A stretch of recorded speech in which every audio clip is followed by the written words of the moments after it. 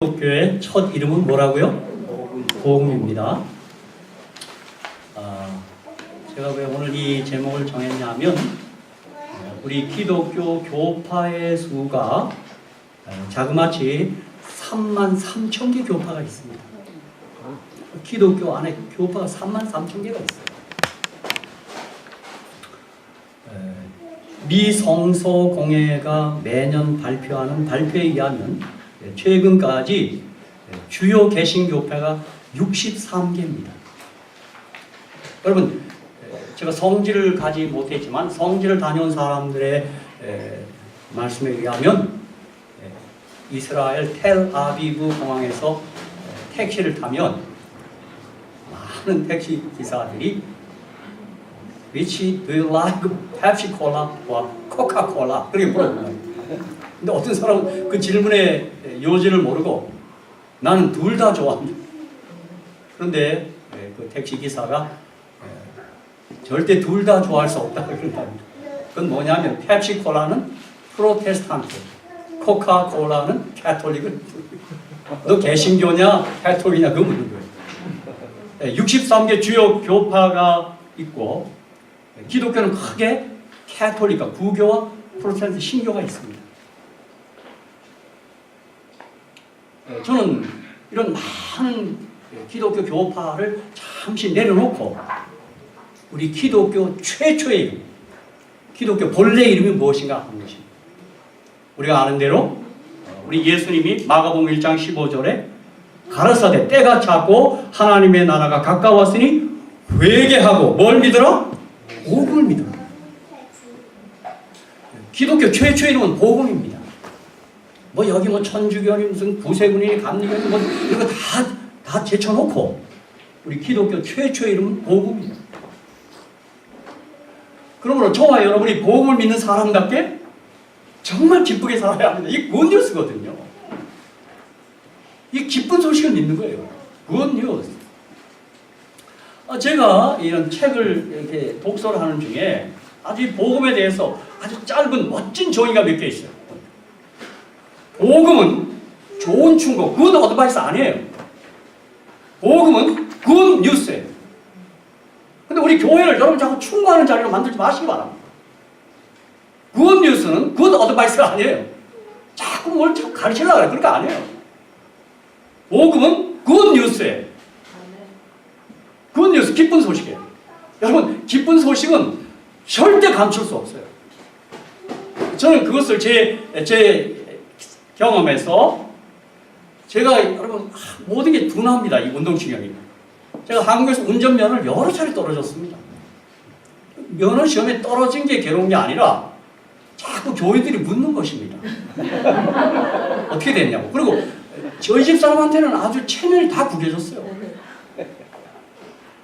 그래서 할 수 없어서 제가 그때 제가 과천에 있었는데 첫 임기가 경기도 신갈에 가서 면허 시험을 보는데 너무 괴롭습니다. 여기 증지가 막 붙어 있고요. 그래서 할 수 없어요. 저도 막 괴로우니까 신갈교회 담임 목사를 초청했습니다. 그 면허 시험장에 나오라 해서 내 손을 잡고 안수기를 좀 해라. 뭐 다급할 때는 어쩔 수 없어요. 그렇죠? 그래서 그날 그렇게 기도를 해서 그랬는지 하나님이 저를 긍휼히 여기서 그런지 합격했습니다. 여기는 이제 도로 주행을 하는데 한국은 이렇게 코스를 보고 주행 시험에 딱 들어서 파란 불에 팍 들어오면 이제 합격입니다. 이야, 제가 그날 합격하는데 얼마나 기쁜지, 그 기쁜 소식이죠. 내가 우선 전화부터 했습니다. 집사람한테. 여보, 기뻐하오. 운전면허 시험장 생기리로 최고 점수로 합격했어. 그 최고 점수 그런 거 없습니다. 그냥 들어오면 되는 거예요. 우리 사람 아직 잘 모르니까 대단하다. 그러면 제가 빨리 교회 비상연락을 통해서 붙었다가 빨리 연락하라 그랬어요. 수석 집사부터 다 연락하라. 여러분, 기쁜 소식은 절대 감출 수가 없어요. 그리고 신갈에서 과천 오는 그 버스 안에서 시외버스 안에서 내가 너무 기뻐갖고 옆에 있는 사람한테 내가 쳤어요. 왜 그러시냐 그래서 내가 면허 시험에 합격했습니다. 이분이 날 막 뭐예요 이거? 여러분 제가 군대에 있을 때 위생병이었다고 그랬죠. 군대 보직 가운데 영현계라는 사병이 있어요. 영현계. 아십니까? 영현계 사병은 어떤 병사가 죽으면 그 유골을 들고 그 가족의 인수하는 사람입니다. 여러분 제발 여러분이 복을 믿는 사람답게 영현계 사병처럼 얼굴하고 살지 마시기 바랍니다. 영현계는 절대로 웃으면 안 됩니다. 이렇게 막 하고. 여러분 그걸 가족에게 당도하면요 어떤 부모는 막 망가져서 이놈의 새끼들 내 아들 살려면 죽음의 소식을 알리는 영현계가 아니에요. 우리는 기쁜 소식을 믿고 그것을 전하는 사람들이에요. 제가 그런 면에서 많은 기독교인들이 표정에 내가 너무 마음에 안 듭니다. 저게 복음 있는 사람인가? 다시 얘기 드려요. 복음은 굿 어드바이스가 아니라 굿 뉴스예요. 그럼 어떤 뉴스예요? 로마서 1장 2절입니다. 뭐 어떤 소식이란 말이에요. 제가 마침 이 신앙하기 전에 제가 기자가 되려고 했었습니다. 아마 안 됐을 거예요. 제가 왜 그러냐면 이게 책 읽기를 좋아한다 그랬는데 제가 그 고등학교 시절에 그 언론인들이 쓴 책들이 있었습니다. 조세영 씨가 쓴 주미 투파운, 그분이 훗날 그 우리 평화당인가 해서 국회의원도 하셨죠. 그분 쓴 책을 제가 재밌게 읽었습니다. 또 런던 특파원의 박건상 특파원, 봉두환 씨의 뉴스 전망대 뭐 이런 책들을 읽고 야 나도 기자가 되면 좋겠다. 이제 그런 뭐 살포한 꿈이 있었어요. 그런 뭐 장래 희망이 있었어요. 그때부터 기자가 된다 그러고 뭐 열심히 배우고 다녔습니다. 뭐 체육부 기자가 될지 모른다 그래서 야구장, 농구장 그런 데 가서 심판 어떻게 제스처하는 건가? 테크니컬 파워 그거 다 물어보며 다녔어요. 그리고 어느 때 체육부 기자가 외환은행에 그 예쁜 운동선수랑 결혼하길래 나도 체육부 기자가 되면 멋진 선수랑 결혼해가지고 그런 꿈도 키우고 뭐 그랬어요. 그 다음에 정치부 기자가 될지 모른다 그래서 열심히 머릿속 그려봐고 제가 군대에 있을 때는 국방부 출입 기자가 될지 모른다 해서 제가 마침 2급 비치인가해서 한국 전쟁 작전 계획 다 읽어봤습니다. 어떻게 전쟁이 나는 건가 그거 다 읽고 왔습니다. 그렇게 살았습니다. 뭐 또 경제부 기자 될지 모른다고 증권회사 가서 뭐 자료도 얻고 또 우리 야당과 여당의 정강 정책을 입으로 얻어 다니고 그렇게 살았어요. 그런데 제가 이제 예수 믿고 기자는 되지 못했지만 전 진짜 기자가 됐습니다. 전 이제 배드 뉴스는 안전하고 굿 뉴스 리포터가 됐어요. 아멘? 굿 뉴스 리포터가 됐어요. 아마 제가 예수 안 믿고 기자 됐더라면 그렇게 술 처먹다가 지금 좀 간이 부어서 죽었을 줄로 안 그렇겠습니까? 그러니까 생각할수록 고맙고요. 자, 로마서 1장 2절에 자, 우리가 무슨 소식 전하는 사람들이에요? 로마서 1장 2절 한번 읽어보겠습니다. 자, 우리 다 같이 한번 찾아서 시작. 이 복음은 하나님이 선지자들로 말미암아 그의 아들에 관하여 성경에 미리 약속하신 것이라. 그러니까 우리가 전하는 우리가 믿는 굿뉴스는 하나님의 아들에 관한 소식이에요. 크라이스트 이벤트 뉴스예요. 아들에 관한 모든 소식, 망라된 모든 소식이 복음이에요. 여러분 그 아들과 관련된 어떤 소식들이 있어요? 아들이 저 십자가에 돌아가시다 죽으셨다. 그게 복음이에요. 어떤 면을 보면 하나님 편에서는 가장 비극적인 소식입니다. 하나님의 아들 예수가 본래 하나님이셨는데 사람의 몸을 입고 아기로 태어나셨다. 그게 복음이에요. 자, 여러분 다 같이 누가복음 2장 10절 14절 한번 보십시오. 여러분 거기 그런 내용이 나와요. 누가복음 2장 10절로 14절입니다. 이 아들에 관한 모든 소식이 다 복음이에요. 미리 말씀드리지만 이 아들이 다시 오신다는 재림의 소식이 가장 기쁜 소식이에요. 가장 기쁜 소식이에요. 자, 누가복음 2장 10절로 14절 어느 분이 좀 읽어주시겠습니까? 어느 분이 좀 읽어주십시오. 예. 한번 제가 읽을까요? 천사가 이르되 무서워 말라 보라 내가 온 백성에 미칠 큰 기쁨의 좋은 소식을 너에게 전하노라. 오늘날 다윗의 동네에 너희를 위하여 구주가 나셨으니 곧 그리스도 주시니라. 너희가 가서 강보에 쌓여 구에 누인 아기를 보리니 이것이 너에게 표적이니라 하더니 호련히 허다한 천군이 그 천사와 함께 있어 하나님을 찬송하여 가로되 지극히 높은 곳에서는 하나님께 영광이요 땅에서는 기뻐하심을 입은 사람들 중에 평화로다 하니라. 예, 성육신, 성탄의 복음이에요. 우리가 아는 대로 이 아들은 본래 우리의 아버지셨고 하나님이셨어요. 이사야 9장 6절에 그 사실이 이렇게 기록되어 있습니다. 여러분, 우리가 범죄하여 아들의 지위를 잃어버렸을 때 우리 삼위 하나님께서 아버지, 아들, 성령 하나님께서는 평화의 위로를 하십니다. 그리고 이 잃어버린 아들, 이 죄인된 아들, 어떻게 보면 신학적으로는 죽은 자, 우리가 죽은 자들입니다. 그래서 예수님이 죽은 자를 죽은 자가 장사 지내게 하라고. 여러분, 그러므로 사실 이 땅에 많은 시신들이 왔다 갔다 하는 거예요. 그렇죠? 그리고 하나님은 사한 자의 하나님이에요. 근데 복음으로 말하면 아들을 믿으면 사망에서 생명으로 옮깁니다. 그래서 우리는 사한 자가 되는 것입니다. 비로소 하나님을 우리가 경배하게 되고 하나님을 인식하게 되는 것입니다. 그리고 저와 여러분이 예수를 영접하지 않으면, 예수 믿지 않으면 여전히 죽은 자가 되는 거예요. 그러므로 복음은 윤리 이전의 생명의 이야기예요. 죽은 자를 산 자로 만드는 이야기. 자꾸 우리는 이 기독교를 자꾸 윤리로 생각하는데 그렇지 않아요. 기독교는 생명이에요, 생명. 죽음에서 사망으로 옮기는 거예요. 그런데 여기 이사야 9장 6절 보십시오. 여기 아주 분명하게 우리 예수님의 그 본래 신분에 대해서 이렇게 얘기합니다. 저는 이사야 7장 14절과 이사야 9장 6절을 80년 가을에 읽고 회심했는데요. 제가 성경에 대하여 이 그 매력을 느끼고 성경 읽으면서 주님을 만났는데 저는 이사야 7장 14절, 9장 6절 참 좋아합니다. 여러분 이사야 9장 6절 한번 읽읍시다. 저를 이 성경을 놀라운 책으로 이렇게 도전을 준 그런 말씀. 이사야 9장 6절. 다 같이 읽겠습니다. 시작. 이는 한 아기가 우리에게 낳고 한 아들을 우리에게 주신 바 되었는데. 자 보세요. 낳고 주신 바. 이거 다 그냥 쓴 거 아니에요.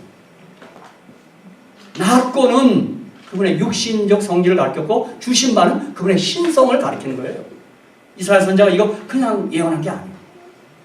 그랬는데 이 아기와 아들을 우리에게 주셨고 낳았는데 그 어깨에는 정사를 메었고 그 이름은 기묘자라 모사라. 그 다음 뭐라고 했어요? 전능하신 하나님, 영존하신 아버지라, 평강의 왕이시라 할 것임이니라. 아멘.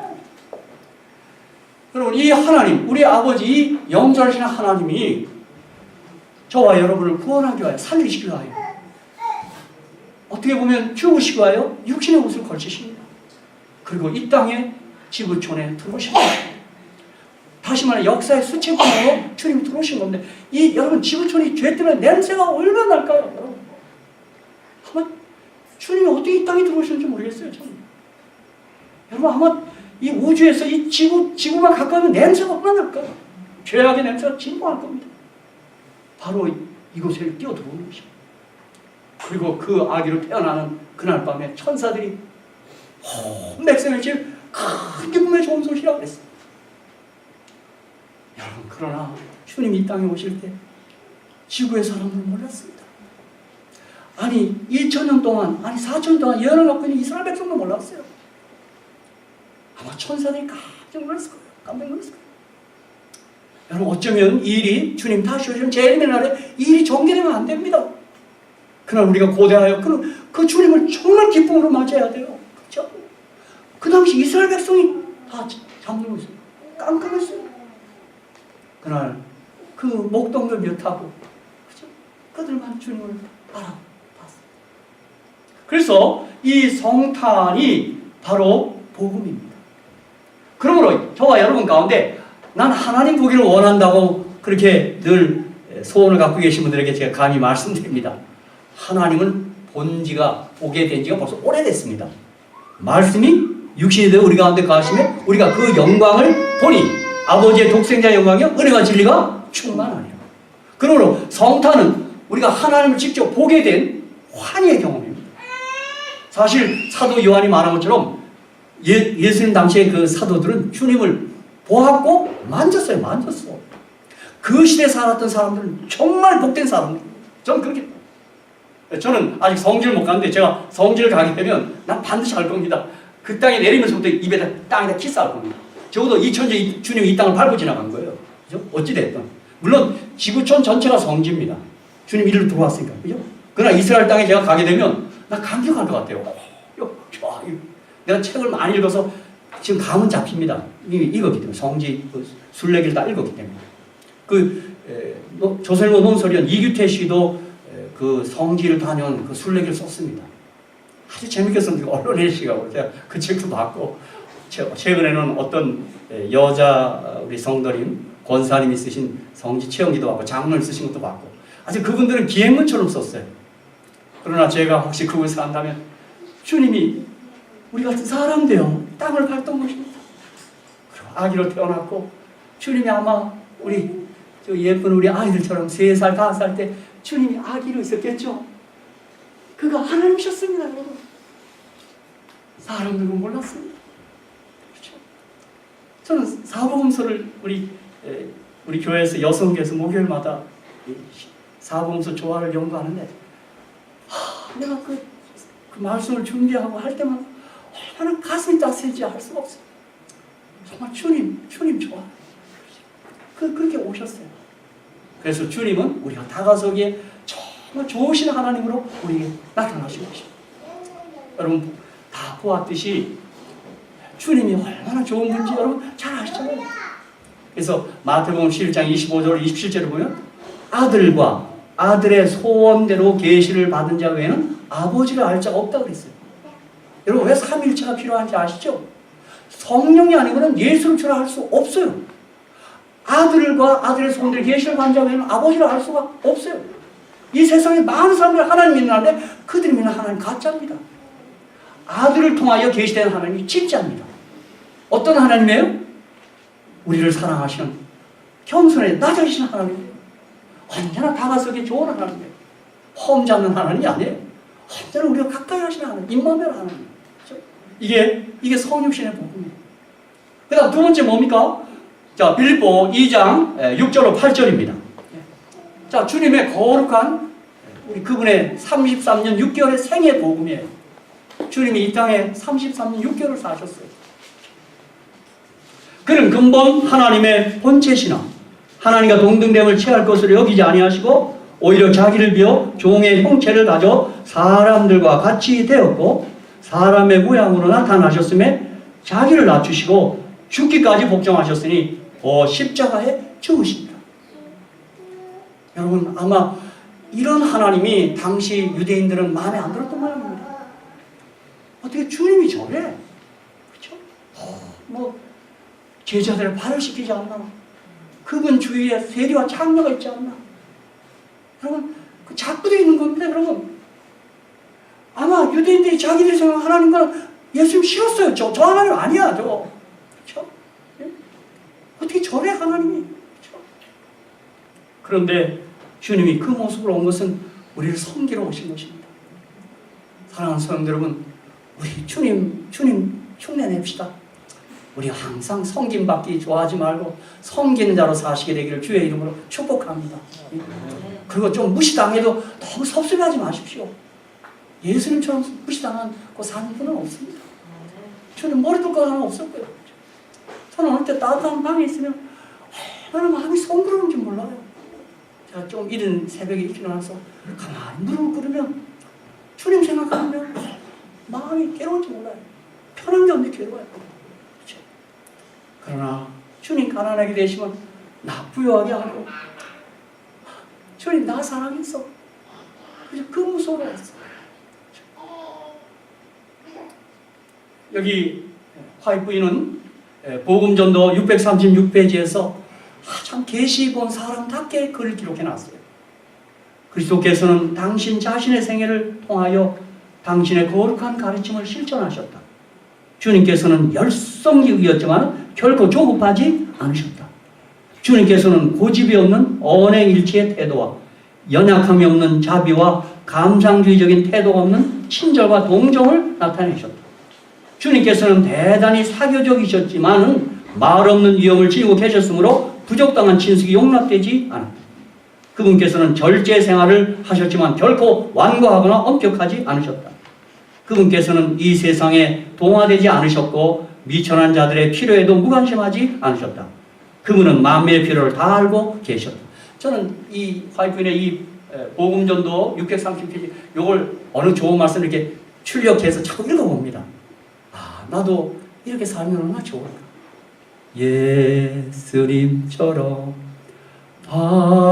바울처럼 그렇게 살 수는 없을까.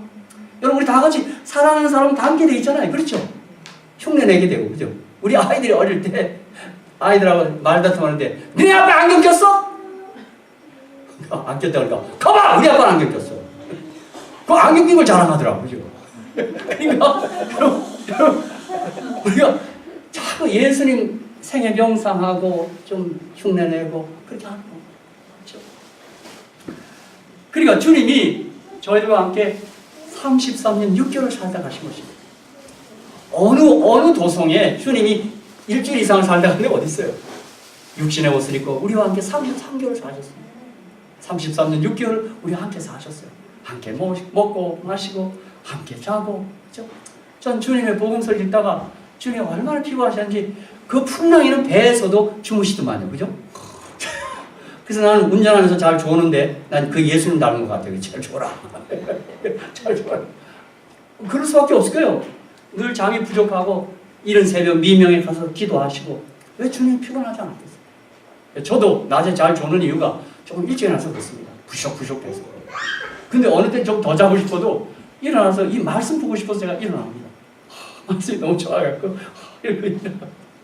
저도 잠이 부족한 건 제가 확실히 제가 인정합니다. 어느 때 휴가 가면요, 한국에서 어느 때 휴가 일주일 가면 일주일 내내 잡니다. 일주일 내내 잠이 막 올라와요. 그래서 어느 때는 무덤을 지나갈 때마다 저분들 좋겠다. 하루 종일 자네 저분들은. 나도 어느 날 죽음의 시간이 오면 내가 실컷 자야지 하고 내가 가서 죽어야지. 그렇게 생각합니다. 그죠? 그러니까 지금 뭐 살아있을 때는 좀 잠이 부족해도 기도하고 말씀 보는 시간이 너무 소중하다고 생각합니다. 그래서 주님이 거룩한 생애를 사신 그 복음입니다. 그 다음에 주님의 생애 마지막에 십자가에서 죽으신 그 죽으심이 복음입니다. 자, 베드로전서 2장 24절 보겠습니다. 베드로전서 2장 24절 어느 분이 좀 한번 좀 읽어주십시오. 자, 베드로전서 2장 24절입니다. 한번 같이 읽읍시다. 제가 바로 읽어도 되는데 한번. 예. 네. 신이 나무에 달려 그 몸으로 우리 죄를 감당하셨으니 이는 우리로 죄에 대하여 죽고 의에 대하여 살게 하려 하십니다. 그가 채찍에 맞음으로 너희는 나음을 얻었나니. 예. Jesus died for me. 주님 나를 대신하여 죽으셨어요. 오늘 아침 우리 권빈 목사님이 교과 제도를 통해서 설명하신 바 있지만 누가복음에 40% 이상이 그분의 죽으심에 이렇게 초점이 맞춰져 있습니다. 여러분, 어떤 분의 생애를 기록하는 책이 있다고 할 때, 자선이 있다고 할 때 아마 죽음이라는 마지막 생애 마지막 부분을 그렇게 많은 분량을 할애한 글이 어디 있습니까? 그래서 주님의 생애의 가장 절정에는 그분의 죽으심이 있습니다. 그 죽으심이 우리의 죽음을 죽여버리기 위해서 그분이 우리를 대신하여 죽으시고 대신하여 죄가 되신 것입니다. 그래서 이사야 53장 6절에는 우리는 다 양 같아서 그릇 행하여 각기 제 길로 갔거늘 여호와께서는 우리 무리의 죄악을 그에게 담당시키렸도다 그랬습니다. 그래서 주님이 우리의 죄를 대신하고 죄가 되는 순간 하나님과 분리됩니다. 그래서 주님이 그래서 심장이 터진 겁니다. 주님은 한순간도 하나님과 분리된 적이 없어요. 근데 우리 죄가 얹어지는 순간 주님과 분리됩니다. 그래서 주님이 나의 하나님 어찌하여 나를 버리시나고 그 종합감 눌려서 심장이 터집니다. 그래서 창을 칠 때 물과 피가 나온 것입니다. 특별히 우리 주님이 요한복음 19장 30절에 보면 그분이 돌아가실 때 예수께서 신 포도주를 받으시는 후 가라사대 다 이루었다 그랬어요. 근데 이게 헬라어로 보면 텔레스타입니다. 어느 때 이 번역들이 원어를 그대로 다 못 담을 때가 있는 게 사실이에요. 여기 아까 우리 집사님께서 저희 영어 교수님이셨던 것 같더라고요. 아마 그 영어를 하시니까 아마 영어를 한국어로 번역할 때 다 하지 못하는 게 있을 거예요. 한국어를 영어로 번역하는 것도 그 다 어떻게 다 못 담는 게 있어요. 저는 그런 면에서 이 세상에 한국어가 제일 아름다운 것 같아요. 형용사, 부사가 이렇게 많은 나라가 어디 있어요? 여러분 영어가 시큼털털을 영어로 뭐라고 하니까 감칠맛 나다. 이거 어떻게 해야 돼요? 참 우리 모국어가 아름다워요. 그렇죠? 또 마찬가지로 영어를 한국어로 옮기는 것도 어떻게 다 그걸 다 담을 수 없잖아요. 근데 여기 다 이뤘단 말이 헬라어로는 텔레스타예요. 이게 무슨 뜻이냐면 the debt is paid. 빚이 다 지불되었다 이 말이에요. 주님이 십자가에 죽으실 때 우리의 죄 다 지불해버렸어요. 너희 지불할 거 없어요. 그래서 골로새서 2장 14절에 우리를 거스리고 우리를 대적하는 의문에 쓴 증서를 도말하시고 제하여 버리사 십자가에 못 박으시고, 거기 의문에 쓴 증서가 뭐냐면 그게 빈문서예요. 빈문서. 우리의 죄의 빈문서를 다 찢어버렸다는 거예요. 다 해결했다는 거예요. 그래서 저와 여러분이 십자가 앞에 나아가면 그 어떤 죄라도 다 용서받을 줄 믿습니다. 십자가 용서 못할 죄가 없어요. 이미 다 지불했어요. 텔레스타 다 지불했습니다. 그 다음에 이어지는 복음은 부활의 복음입니다. 주님이 사흘 만에 부활하십니다. 자, 그래서 고린도전서 15장 1절로 4절을 보십시오. 바울은 이것을 복음이라고 명백하게 얘기했어요. 형제들아, 내가 너에게 전한 복음을 너희로 알게 하노니 이는 너희가 받은 것이요 또 그 가운데 선 것이라. 너희가 만일 나의 전한 그 말을 굳게 지키고 헛되이 믿지 아니하였으면 이로 말미암아 구원을 얻으리라. 내가 받은 것을 먼저 너희에게 전하였노니 이는 성경대로 그리스도께서 우리 죄를 위하여 죽으시고 장사 지낸 바 되었다가 성경대로 사흘 만에 다시 살아나서 이렇게 얘기했어요. 이 부활의 복음입니다. 그리고 사도행전에 보면 사도들은 전부 다 부활의 증인들이었어요. 여러분 얼마나 놀랐을까요? 부활이 일어났어요.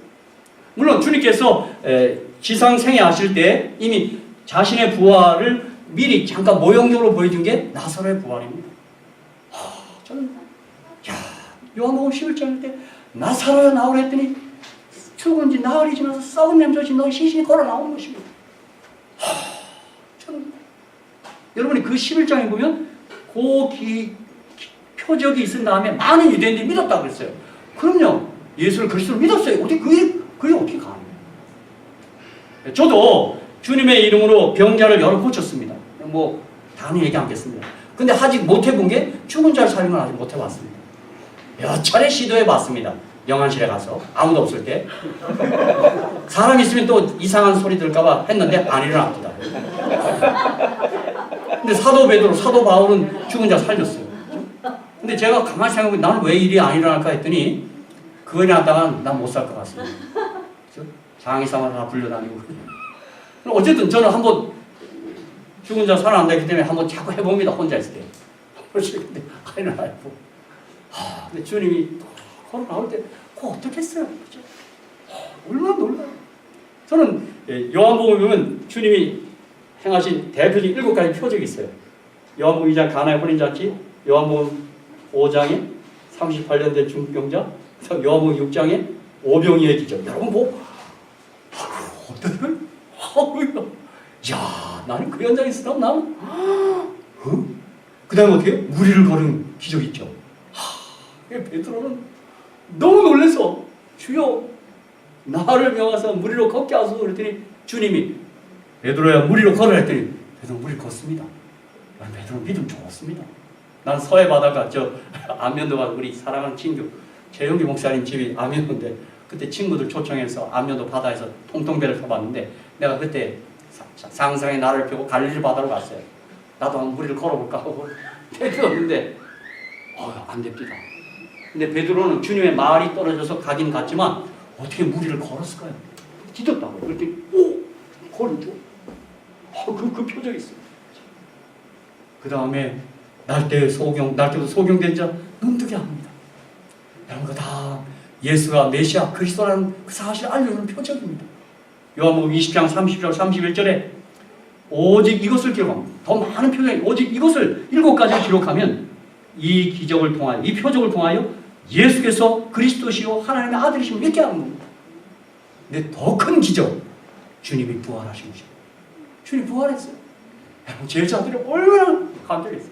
사실 그 주님의 부활을 통하여 그분이 참으로 하나님이심을 그들이 믿게 되었고, 주님의 부활을 통하여 자신들도 믿는 자에게 있을 부활을 믿고 그들이 힘있게 전했고, 그 부활을 믿었기 때문에 그들은 죽음이 두렵지 않았어요. 순교장에 설 때 대단히 섰어요. 그러니까 이 부활이야말로 놀라운 복음. 그 다음에 또 뭐가 있어요? 예수의 소식이요. 승천의 복음이 있어요. 500여 명의 제자들 보는 자리에서 감람산에서 하늘 승천하시고, 저는 제가 그 자리에서 상상해 봅니다. 갈릴리 사람들아, 어찌하여서 하늘을 쳐다보느냐? 하늘을 올리신 이 예수는 너희가 가심을 본 그대로 오시리라. 천사들이 얘기했어요. 아마 베드로는 야, 여러분 우리도 잠시 승천합니다. 저는 재림한 날 제가 화이트리 초림지 보는 게 일주일에 올라간다 그러대요. 그죠? 그러니까 아마 우주 어느 안식일에 한번 예배 드리나 봅니다. 일주일에 올라가니까. 그죠? 하늘에도 계속 안식이 있으니까. 이런 엉뚱한 holy imagination, 거룩한 상상을 했어요. 그 안식에 설교는 누가 할까? 예수님이 할 거야. 그럼 안교장 바울이 하겠지. 그러면 특창 내가 해야지. 하나님의 은혜로 있을 데 없는 자 왜 구속하여 주는지 난 알 수 없도다. 제가 그 우주 어느 지점에서 제가 이참을 하려고 합니다. 여러분 꼭 저를 도와주셔서 가편 투표를 해주시기 바랍니다. 출장시키라고. 여러분 그 일주일 우리 하늘 열림은 있는데 지금 뭐 블랙홀에 그 오픈 스페이스가 있던데 글로 올라갑니다. 그게 하늘 오리온 성자 3태성입니다. 전 밤하늘에 오리온 성자 3태성을 보면서 주님이 절로 오시고 내가 절로 올라간다. 그 생각하면서 합니다. 내가 절로 간다. 절로. 여러분 이러한 기쁜 소식, 이 복음을 믿고 사는 저는 제가 이 복음 때문에 늘 건강하고 밥만 나고 정말 신바람 납니다. 저는 제 서재에 국제신문 기자 양수영 씨가 쓴 하늘을 보고 땅을 보고 책이 한 권 다 앞에 있습니다. 그게 뭐냐면 양수영 씨가 반혁명 5.10에 반혁명 반대했다고 투옥됐습니다. 그가 투옥된 게 서대문 형무소 현저동 101번지였습니다. 기자답게 우려하니까 창문을 열었는데 창문에서 보니까 그게 바로 사형 집행장이었어요. 그런 호기심이 동해서 그걸 다 스케치했습니다.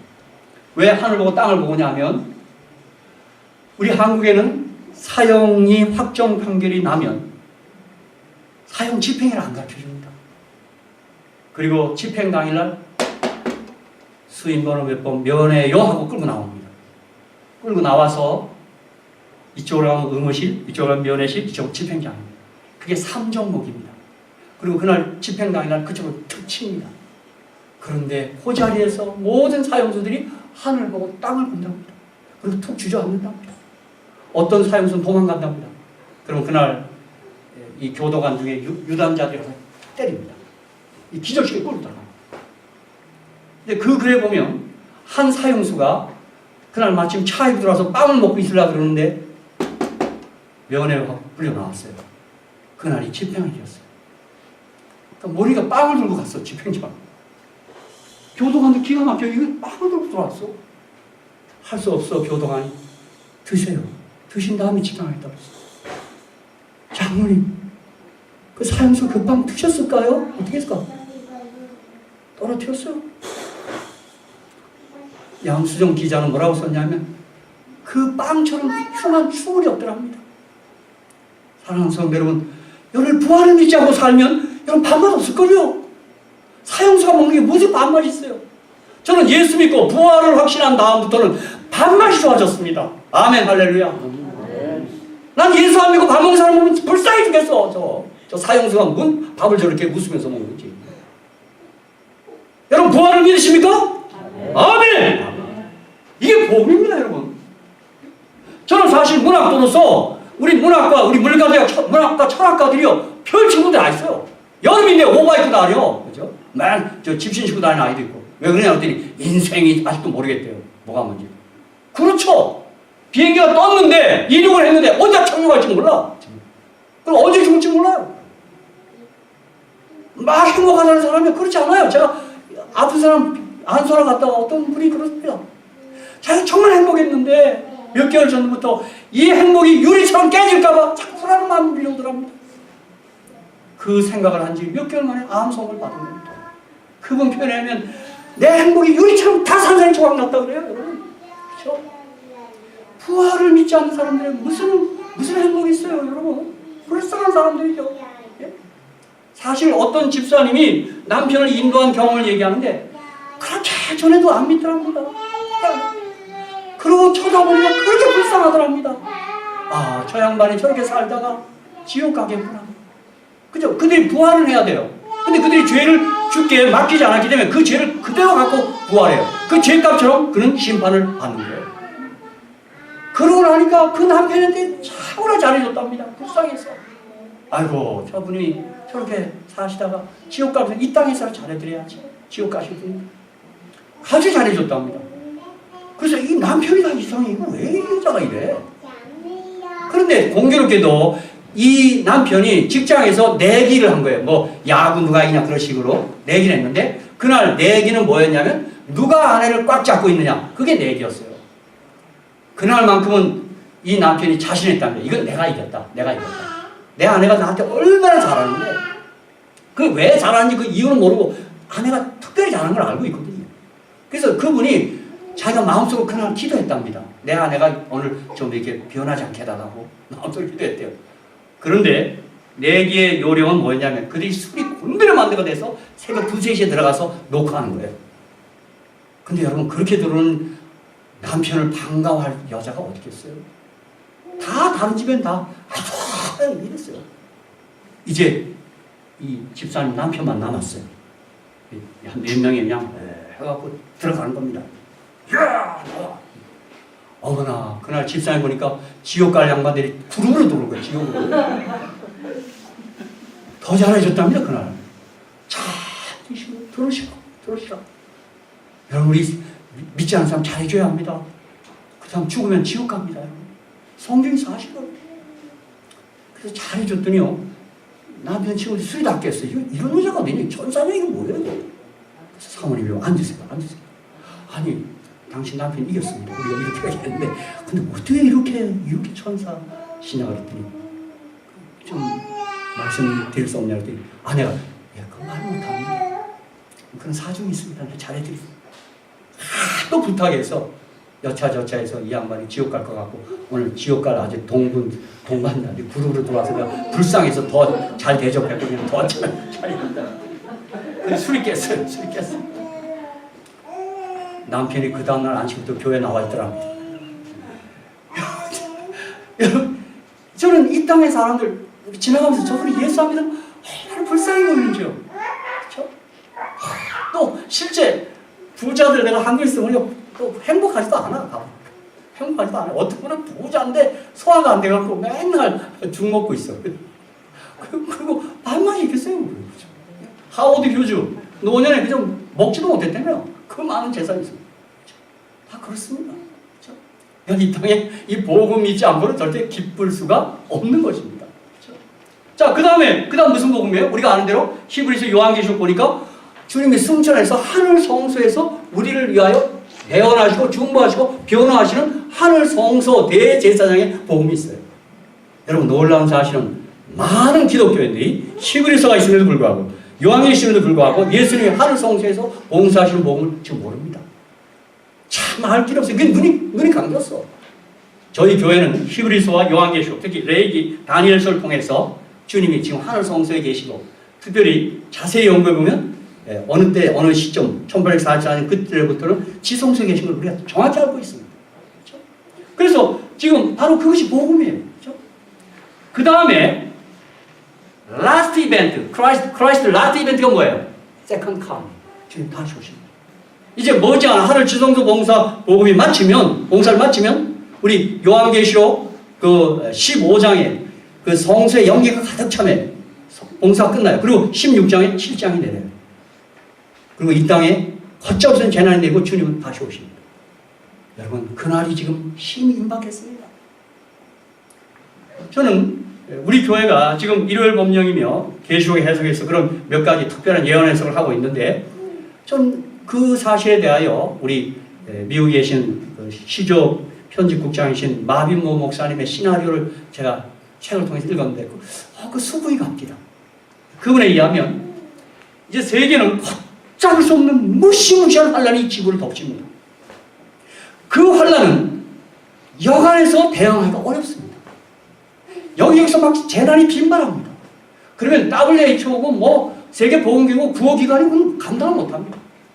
요 일전에도 일본에서 태풍이 지나고 지진까지 나니까 일본 사람들 안절부절하지 못합니다. 그게 지구촌에서 빈발하는 겁니다. 동시다발적으로 일어나요. 그럴 때 세계 G12, G20, G10이 모입니다. 이거 큰일 났습니다. 이거 어떻게 해요? 이거 두려웠어요. 그때 아마 이 마빈 모 목사님은 이렇게 시나리오를 쓰기를, 그때 세계 유명 지도자들이, 그 큰 나라의 지도자들이 두려운 나머지 교황을 초대하지 않을까. 교황이시여 도와주시오. 막 재난이 막 일어납니다. 막 기절에 공부한다고 했거든요. 그때 교황이 한마디 할 수 있다는 겁니다. 예배 잘 드리시고 미사 잘 드시고 예불 잘 드리셔야 합니다. 그렇게 한마디 할 수 있습니다. 그러나 그 일이 있어도 세계 재난은 걷잡을 수가 없습니다. 그게 7장입니다. 막 우박이 하면 이제 막 흥이 떨어지고 좀 이상한 일들이 납니다. 여러분 지금도 그렇지 않아요? 어느 해안에서 고래가 떼죽음 당하고요. 저는 그 LA 있을 때요, 물고기 수십만 마리가 죽어서 바다가 썩은 냄새가 진동입니다. 겁납니다. 저는. 알래스카 빙하 다 녹습니다. 남북극 빙하 녹습니다. 그린랜드 빙하 녹습니다. 여러분, 어느 과학자는 거기에 있는 메탄이 터지면 지구촌 나다간다.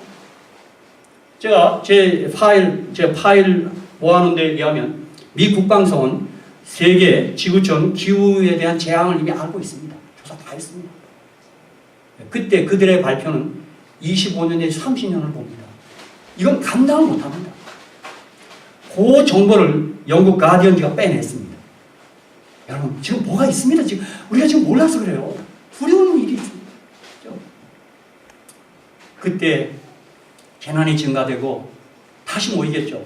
교황들은 시킨 대로 했는데 더 증가합니다. 그랬더니 그때 한마디 하겠죠. 이 일에 동참하지 않는 가시 같은 존재가 하나 있습니다. 누굽니까? 세븐세이 어드벤티스트 저 친구들입니다. 이들이 이 일에 동참하지 않습니다. 우리는 그 일이 뭔지를 알죠. 아마 그때 도메스틱 선데일로, 내셔널 선데일로, 유니버설 선데일로가 내립니다. 세계를 구하자는 기치 아래 그렇게 할 수 있습니다. 그것은 결정적인 주의 은혜 시가 끝난다는 결정적 징조입니다. 그리고 큰 환란이 요한계시록 18장에는 한 1년인데 화이트윈의 예언의 신에 보면 10개월로 단축시킵니다. 그때는 두렵습니다. 그러나 그때 하나님께서는 이 백성들을 딱 보호합니다. 딱 그의 백성들을 보호합니다. 하나님의 인을 받은 백성들을 재앙에서 보호합니다. 그리고 주님은 이제 재림하십니다. 이것이 종말에 대한 시나리오입니다. 이 청사진을 알고 있고 믿고 있고 깨닫고 있는 백성이 이 백성들입니다. 저는 어느 때 제가 예수 믿은 사실도 감사하지만 제가 고요한 시간에 가만히 지구촌의 장르를 생각하면서 이 놀라운 미래에 대한 예언을 내게 알게 해주신 예수님을 찬양하고 감사하고 있습니다. 제가 얘기했죠. 1817개의 예언이 한치도 없지 않게 성취되고 있어요. 지금 남겨진 예언이 몇 가지밖에 없어요. 그 성취됩니다. 주님 반드시 성취됩니다. 그렇죠?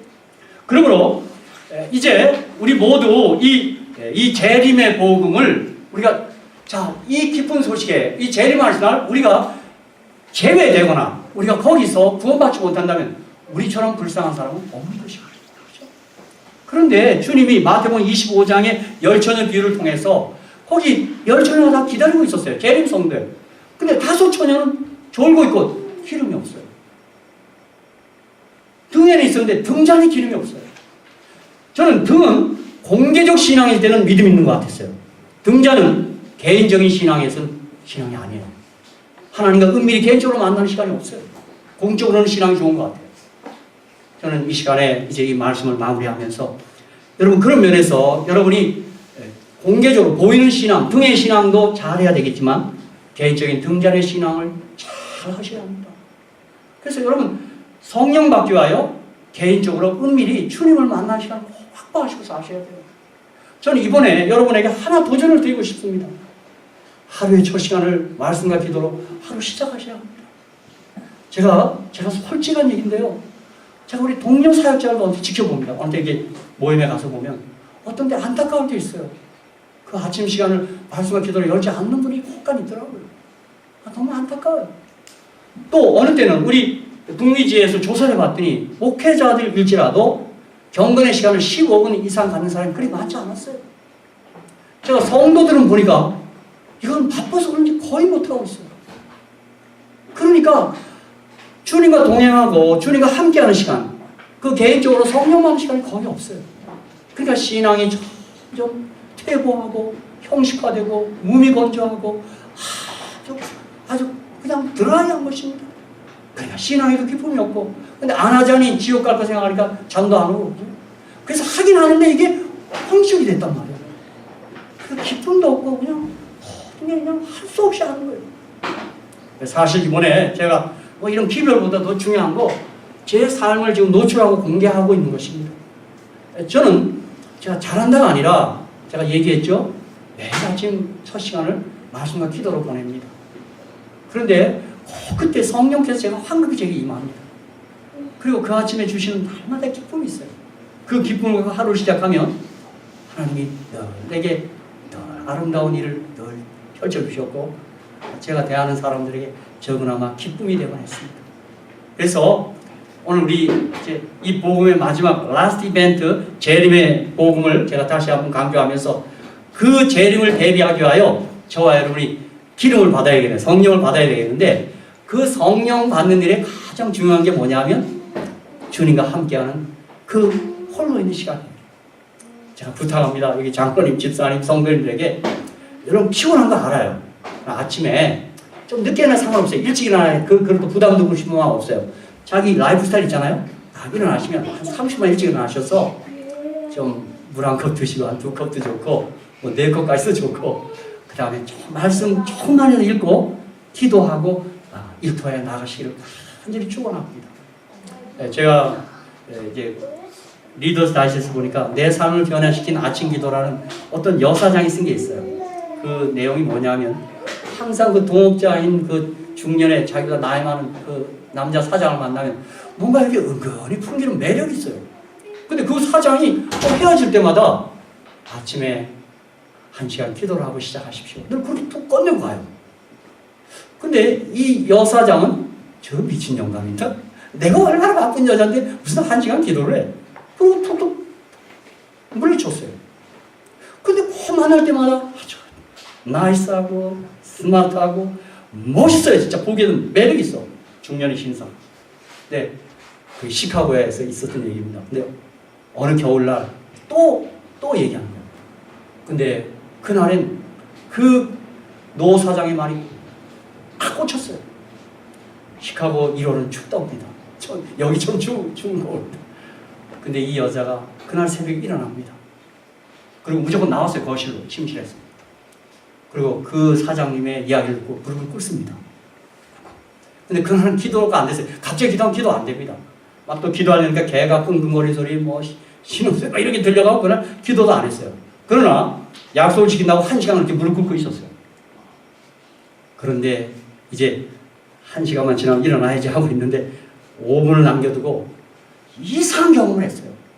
하나님이 나를 사랑한다는 이런 생각이 그의 막 영혼을 파고들고 있어요.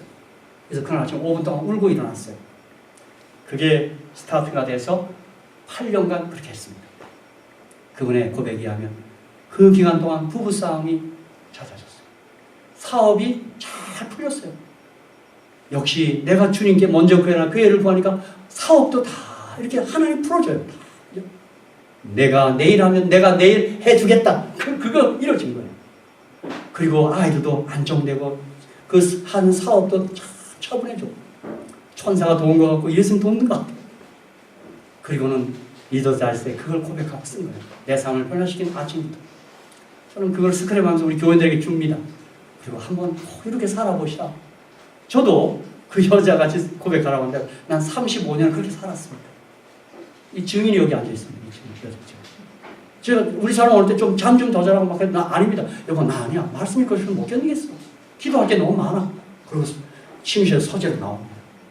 여러분 그 아침에 5-6시간 동안 거기서 온갖 일을 다 하고 있는 것입니다. 기도도 하고 이번에 또 기도 제목 받아갑니다. 여기서도 또 받아갈 게 있네요. 보니까요. 그죠?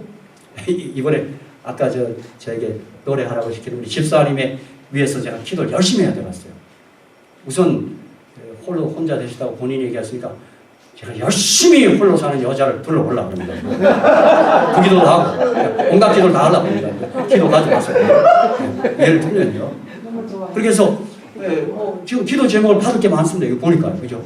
그렇게 해서 제가 그 아침 시간에 제가 기도를 우리 권빈 목사님과 함께 하겠습니다.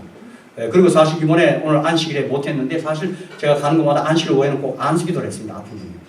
제가 그렇게 해서 여러 은혜 받은 게 참 많습니다. 그래서 제가 다시 말씀드리는데 주님 불언가 다시 오십니다. 그날 우리가 성령 받지 못한 그리스도인이라면 우리 그날 주님을 맞이하지 못할 수 있습니다. 그러니까 그 일을 위해서 하루 첫 시간 내 삶을 변하게 아침 기도 그 역사장의 경험처럼 여러분 내일부터 당장 그렇게 한번 도전해 주시기를 좀 축복합니다. 그래 괜찮아요. 어디라도 펴면 돼요. 내일 아침 성경 펴면 돼요. 펴고 읽고 딱 닫아놓고 그다음 또 그 다음 아침부터 연결하고 여러분 그렇게 하면 정말 이상한 일이 일어납니다. 저는 그걸 해봐서 얘기하는 거예요. 그리고 제가 점점 지금 젊어져요. 이상해. 머리만 하얀색이 약간 났지 막 회춘이 돼요. 이상해. 다 얘기 못하겠습니다. 그러니까 이게 이상해요. 그래서 저는 지금 이런 상태로 나가면 내가 120은 너끈할 것 같아요. 물론 골골 120년이 아니라 모세처럼 눈이 흐리지 아니하고 기력이 쇠하지 아니한 줄로 믿습니다. 그냥 맨날 아파서 맨날 이러면 그거 말고 그죠? 그래서 사실 제가 이렇게 좀 부실한 것 같아도 제가 건강 나이는 32세인 줄로 믿습니다. 그렇습니다. 뭐 제가 산에 올라가도요 이렇게 맨날 아침에 말씀 이래도 산에 올라가면 제 1등. 지난번에 남부연합회 마라톤 하는데 나 제일 잘 뛰어. 운동했냐고 나 운동은 숨쉬기 운동밖에 안 합니다. 왜 그렇게 그랬어? 내가 많이 웃으니까 기쁘니까 그게 내면의 짝인 것 같습니다. 할렐루야. 그러니까 여러분 이 복을 입고서 하니까 내가 얼마나 행복한지 몰라요. 그래서 예수 믿으면 예뻐지고 기뻐지고 바빠집니다. 거기에 건강도 있고 또 영원한 생명도 있을 줄 믿습니다.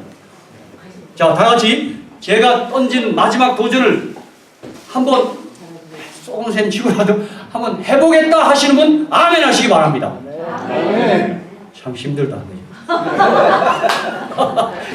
기도하고 마치겠습니다.